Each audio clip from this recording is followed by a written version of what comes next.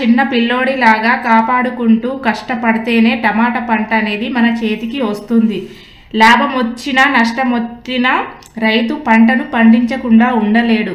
లాభం వచ్చిందని వదులుకోడు, నష్టం వచ్చిందని పంటను పండించకుండా ఉండలేడు రైతు.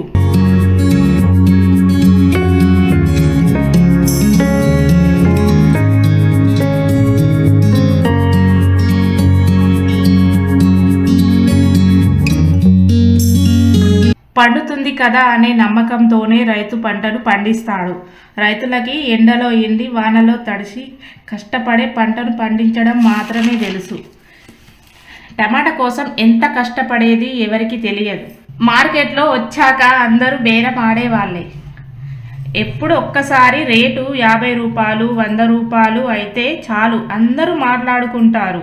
ఇంత అయింది 100 రూపాయలు 150 రూపాయలు అయిందనే మాట్లాడుకునే జనాలు అదే టమాటా రేటు 10 రూపాయలు 5 రూపాయలకు పడిపోతే ఎవ్వరూ మాట్లాడరు ఇంత తక్కువైందనేసి. మార్కెట్లో తీసుకొచ్చిన టమాటాలు అమ్ముడు పోక ఏడుస్తూ బాధపడుతూ వెళ్ళిపోయే రైతులు ఎంతోమంది. ఎండలో ఎండి పండించిన పంటకి కనీసం ధర తీసుకోలేనిది రైతు ఒక్కడే. టమాటా రేటు ఎక్కువ అయినప్పుడు కాదు, తక్కువ అయినప్పుడు కూడా దయచేసి రైతుల గురించి ఆలోచించండి.